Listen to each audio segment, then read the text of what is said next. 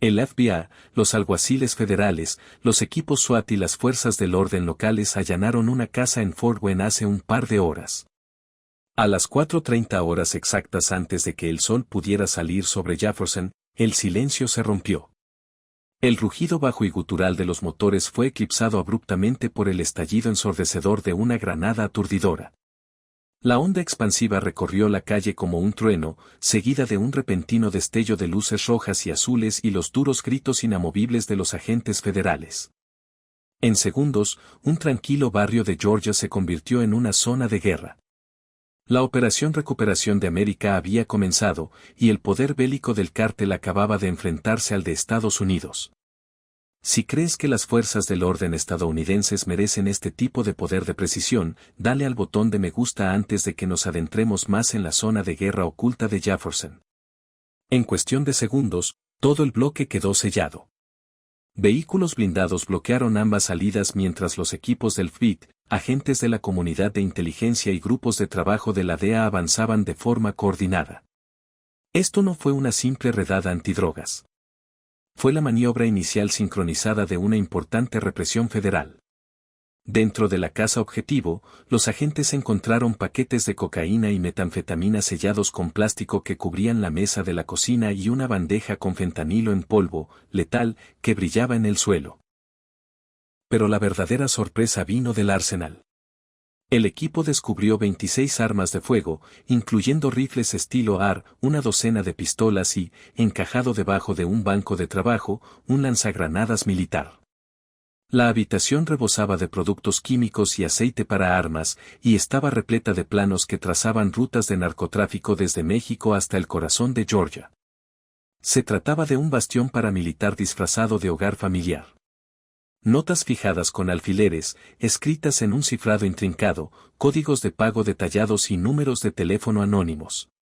La fría y dura contabilidad de un imperio transnacional. Fue en ese momento cuando los agentes federales se dieron cuenta de que no solo habían descubierto una banda. Habían desvelado una maquinaria de guerra. Cada llamada encriptada, cada transferencia fantasma, cada nombre silencioso en la línea había conducido a un solo hombre. Un fantasma de 48 años conocido únicamente como Coito. Un exconvicto convertido en estratega, un mexicano forjado en la sangre del narcotráfico. Su red no se reconstruyó. Mutó y se hizo más fuerte, más profunda, invisible, y durante años operó no desde el otro lado de la frontera, sino desde el interior de la propia América. ¿Qué opinas al respecto? Una casa de drogas convertida en un puesto de mando paramilitar. ¿Hasta qué punto crees que llega la infiltración? Las escuchas telefónicas revelaron un panorama escalofriante. La red de Coito no se escondía en las sombras. Vivía a la intemperie. Sus casas seguras parecían alquileres de estudiantes universitarios. Sus mensajeros son como repartidores comunes. Millones de dólares fueron canalizados a través de tiendas legítimas, talleres de neumáticos, cafeterías y oficinas inmobiliarias, ocultando ríos de dinero sucio. A pocas cuadras de la Universidad de Georgia, los mensajeros del cartel intercambiaban paquetes bajo las cámaras de seguridad sin ser detectados, mimetizándose perfectamente con la vida cotidiana. Durante años, habían vivido entre familias, profesores y estudiantes. Un ejército silencioso incrustado en los suburbios. Cada apretón de manos, cada vecino sonriente podría haber formado parte de ello. Y bajo esa calma, un reloj invisible avanzaba lentamente hacia la detonación. Lo que comenzó como una única incursión se convirtió rápidamente en un asedio a nivel estatal. 13 agencias federales y estatales, operando con precisión militar, ejecutaron 12 redadas simultáneas en Athens, Atlanta y Jefferson. Los equipos irrumpieron por las puertas con segundos de diferencia. Un golpe decisivo diseñado para evitar cualquier filtración del cártel. Los resultados fueron abrumadores y confirmaron todos los informes de inteligencia. En uno de los locales, los agentes descubrieron libros de contabilidad meticulosamente llevados que registraban transacciones por valor de $900,000. En otra, los teléfonos desechables seguían vibrando con frenéticos mensajes entrantes desde México. Fue una victoria estratégica. Un cártel extranjero había establecido una rama paramilitar plenamente operativa en el corazón de Georgia, armada y financiada para matar. Las fuerzas del orden no solo interrumpieron una línea de suministro. Desmantelaron una estructura de mando central.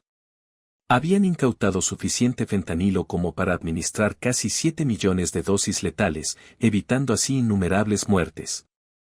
Puede que las calles parecieran tranquilas al amanecer, pero la magnitud de la Operación Recuperación de América era innegable, y los cárteles acababan de aprender lo que significaba enfrentarse a un poder federal unificado. El amanecer llegó a Georgia, revelando la magnitud de la toma y la verdadera y escalofriante naturaleza del enemigo. Los convoys recorrían la enero de 85 bajo una fuerte escolta federal, transportando no solo pruebas, sino cajas de armas y contenedores de veneno letal.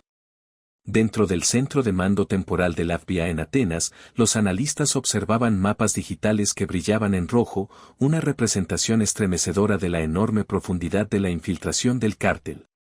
Fue en ese momento cuando la misión pasó de ser un caso local de narcotráfico a un acto de defensa nacional contra la guerra del narcotráfico dirigida por extranjeros. El análisis forense fue asombroso. Los analistas confirmaron la incautación de aproximadamente 750,000 pastillas ilícitas diseñadas para imitar analgésicos legítimos, junto con la asombrosa cantidad de estupefacientes a granel. El peso total de los decomisos incluyó más de 1 tonelada de cocaína pura y un cargamento del mercado negro de 3 toneladas de lingotes de oro, el método preferido del cartel para blanquear ganancias a través de los continentes. Dale a me gusta si crees que este fue el momento en que los cárteles finalmente se dieron cuenta de que Estados Unidos ya no iba a la defensiva. Cada componente de esta red fue construido con una precisión escalofriante. Cada almacén funcionaba también como centro de distribución. Cada sospechoso tenía un rol operativo definido. El cocinero, el mensajero, el guardia y los analistas que seguían el tráfico encriptado del cártel quedaron atónitos. La coordinación rivalizaba con la de las operaciones de unidades de combate. Las órdenes se trasladan de México a Georgia en minutos, no en días. No fue un delito. Fue una guerra en tiempo real en suelo estadounidense. El equipo de investigaciones de seguridad nacional de la comunidad de inteligencia desveló varias capas de camuflaje financiero, una red de empresas fantasma vinculadas a locales comerciales abandonados. Un ejemplo que aún ronda los archivos del caso es el de una tienda de neumáticos que no había vendido ni un solo neumático en 2 años, pero que transfería $980,000 en efectivo cada semana a través de un banco en la sombra chino. El cartel no solo traficaba con drogas. Estaba reconfigurando la economía del Estado, inyectando miles de millones directamente en el flujo comercial de Georgia. Los datos financieros confirmaron profundas conexiones con conocidos intermediarios del cártel de Sinaloa. Los mensajes recuperados de los teléfonos desechables incautados hacían referencia a nombres en clave internos como la bolsa azul y el calor del verano. Frases que coincidían escalofriantemente con el subtítulo de la propia operación del FBI, calor de verano. El enemigo estaba tan profundamente infiltrado que había interceptado suficiente información de inteligencia federal como para utilizarla en su contra, utilizando el nombre en clave del grupo de trabajo. La pregunta ya no era si había una fuga, sino cuán profunda era. Mientras tanto, la conmoción comunitaria se transformó en un miedo palpable. Los padres saturaron las líneas telefónicas de atención de las universidades preguntando si las clases eran seguras. Al darse cuenta de que la violencia se había extendido hasta una distancia que podía recorrerse a poca distancia de las aulas. La magnitud de la amenaza ya no se medía solo en kilos, sino también en la erosión de la seguridad pública y la audacia de los antecedentes penales. Varios sospechosos clave, que ya habían cumplido largas condenas por importantes delitos de narcotráfico, quedaron en libertad condicional y retomaron inmediatamente el mando. Este cártel era una hidra. Se le cortaba un brazo y otro ya se estaba reagrupando bajo la misma jerarquía, amenazando la continuidad de la seguridad nacional. Cuando los últimos transportes partieron, una sombra se cernió sobre el centro de mando. Los analistas que examinaron el contenido de los ordenadores portátiles y teléfonos desechables incautados descubrieron que el desmantelamiento de una célula solo había revelado una red mucho más intrincada de lo que nadie imaginaba. El cártel no se estaba reduciendo, se estaba adaptando. Los registros de datos mostraron transacciones cifradas enrutadas a través de billeteras de criptomonedas y cuentas en el extranjero que abarcaban Texas, California y Georgia. Evidencia de un alcance costero maligno. Dentro del laboratorio de análisis forense cibernético del FBI, un mapa de calor digital parpadeaba en rojo con nuevas coordenadas. Cada punto representa un posible punto de retransmisión, almacenes, casas seguras y vehículos no registrados. La velocidad de la conexión sugería que los centros de mando del cártel seguían activos, vivos, solo que trasladados a zonas más profundas. El campo de batalla había pasado decisivamente de las carreteras rurales a la red invisible, y el enemigo dominaba ambos terrenos. ¿Podría un cártel extranjero infiltrarse realmente en la inteligencia estadounidense, o hay alguien desde dentro ayudándoles? A las 7:45 horas, un mensaje encriptado rompió el silencio digital. El texto, originario de las cercanías de la frontera entre Georgia y Alabama, era breve y escalofriantemente específico. El envío de la fase 2 se ha retrasado. Ruta del interruptor térmico hacia el sur. Para los comandantes de la fuerza operativa, esa simple línea fue la chispa que encendió una nueva ola de acción. Eso significaba que otro convoy, posiblemente transportando el siguiente cargamento multimillonario de fentinel, estaba en marcha. En cuestión de minutos, los drones de reconocimiento aéreo de la comunidad de inteligencia despegaban a toda velocidad de una pista de aterrizaje cerca de Mon. Más abajo, los equipos tácticos del FBI se movilizaron rápidamente por las carreteras rurales, convirtiéndose en fantasmas entre la niebla. Las cámaras térmicas escanearon la copa de los árboles en busca de firmas térmicas. Los analistas que seguían la transmisión en directo detectaron un grupo de camiones pesados con el motor en marcha bajo una densa arboleda, con los motores aún calientes. Si esos vehículos llegaran a la Interestatal 85, la siguiente oleada de veneno del cártel se desvanecería en el torrente sanguíneo de Estados Unidos. El tiempo se agotaba. Los controles de carretera fueron sellados con eficiencia militar. Una caravana de todoterrenos negros de gran tamaño se desplegó a lo largo de la línea divisoria del condado. Los conductores que operaban con una concentración letal llevaban gafas de visión nocturna y radios sujetas a los hombros. La tensión era asfixiante. Todos los agentes esperan la orden final e irreversible. Cuando llegó, se autorizó la interceptación. Los faros destellaron, los motores rugieron y comenzó la persecución de alto riesgo. El primer camión se rindió rápidamente, y el conductor se desplomó inmediatamente ante la mirada de los operadores tácticos. Pero el segundo vehículo intentó embestir el bloqueo, lo que convirtió el escenario en un enfrentamiento armado. Los vehículos tácticos lo acorralaron, obligándolo a caer en una zanja. Cuando los agentes accedieron al remolque, encontraron bloques de polvo comprimido, con un embalaje idéntico al incautado en Atenas. Los compartimentos ocultos contenían armas de fuego no registradas y, lo que es aún más espeluznante, un tubo lanzagranadas M203 medio desmontado. Prueba de que el cártel se estaba rearmando activamente e intensificando la lucha. Una vez concluidas las detenciones del convoy, las pruebas volvieron a la sede central de Atenas. Los teléfonos confiscados, al ser cotejados con órdenes judiciales anteriores, revelaron que el mismo número de contacto aparecía repetidamente bajo diferentes alias. Omar, el mecánico, luz azul. Esa línea internacional prepago se remontaba directamente a Culiacán, Sinaloa. La operación en Georgia no era solo una sucursal. Era un brazo remoto, gestionado activamente, que respondía directamente al centro de mando del cártel en México. Simultáneamente, las unidades cibernéticas de la comunidad de inteligencia, operando bajo autorización de contención total, congelaron 7 billeteras digitales que contenían más de $900,000 en ganancias del cártel. Por primera vez, la arteria financiera global del cártel estaba siendo cortada agresivamente, una cuenta digital a la vez. Pero la presión engendra represalias. Esa misma noche, los alguaciles locales informaron sobre la presencia de drones misteriosos sobrevolando un centro de pruebas. Los dispositivos, que posteriormente se confirmó que eran drones de recuperación personalizados diseñados para levantar discos duros o documentos, huyeron antes de que pudieran ser interceptados. Fue el último y escalofriante mensaje del cartel. Seguimos observando. Sabemos dónde guardas los trofeos. La operación había evolucionado hasta convertirse en una guerra de contrainteligencia, lo que confirmaba que la batalla por las calles de Estados Unidos distaba mucho de haber terminado. Al amanecer, la segunda vez que el sol salió sobre el condado de Jackson desde que comenzó la operación, los equipos federales se reagruparon en un almacén convertido en puesto de mando.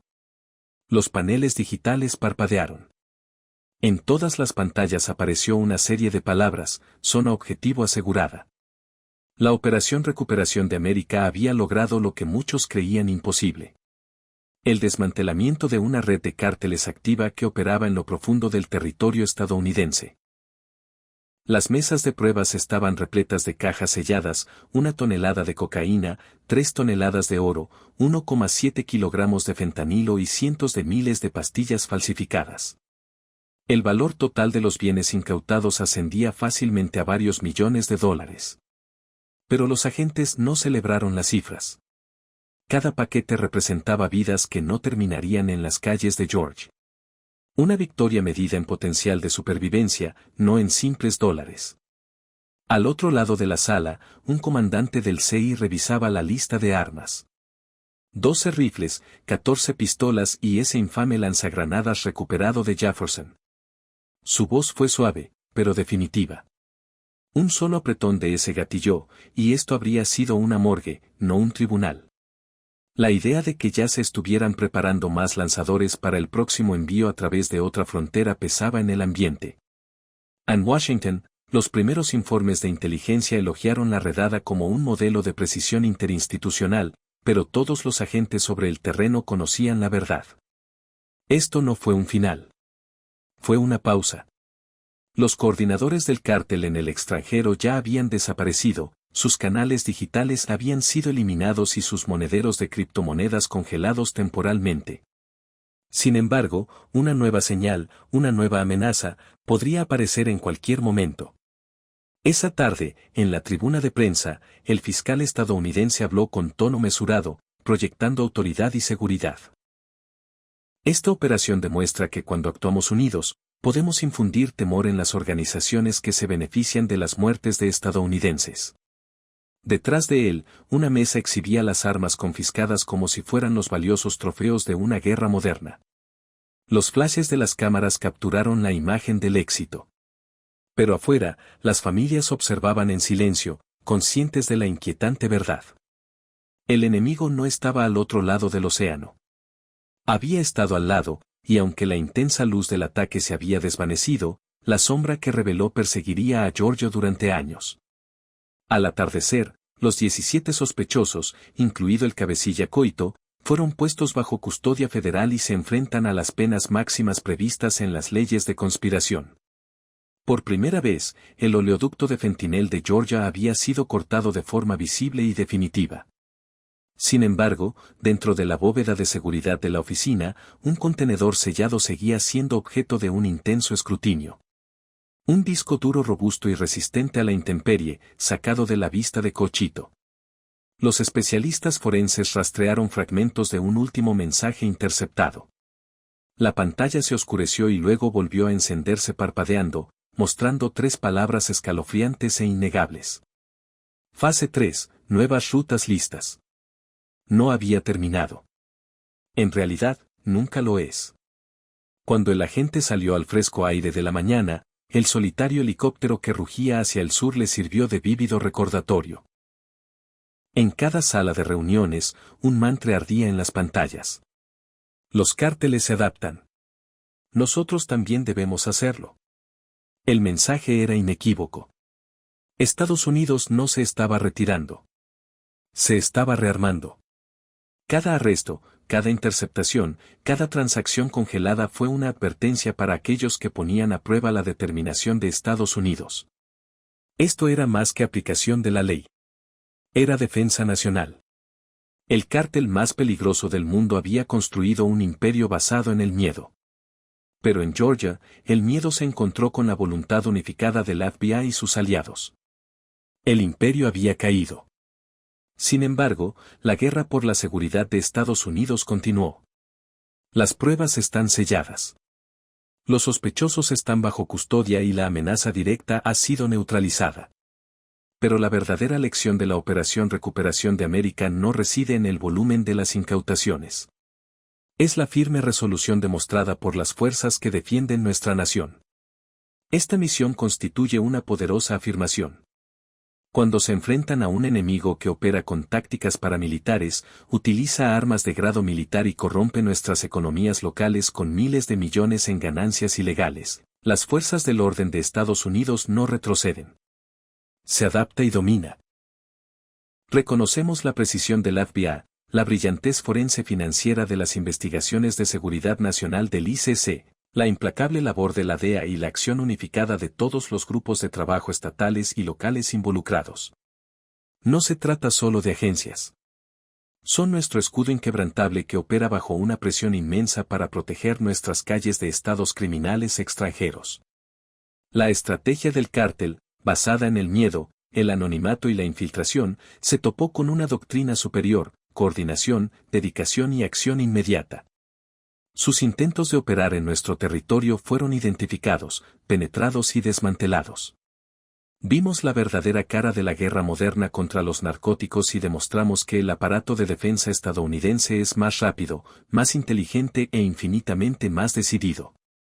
Esto es un testimonio de deber, compromiso y la defensa suprema de nuestras comunidades. La batalla por Georgia ha terminado, pero la guerra contra los cárteles continúa en las sombras. Tu conciencia es la siguiente línea de defensa. Si esta historia de dedicación y triunfo te recordó por qué la justicia aún importa y por qué debe prevalecer el Estado de Derecho, dale al botón me gusta para enviar un mensaje claro de que apoyas a nuestros agentes federales. Comparte este informe con todos tus conocidos. El silencio beneficia a los cárteles, pero tu voz ayuda a que la verdad se difunda. Suscríbete a nuestro canal y activa las notificaciones para estar al día. Defendemos a Estados Unidos. Tú nos ayudas a contar la historia. La lucha continúa.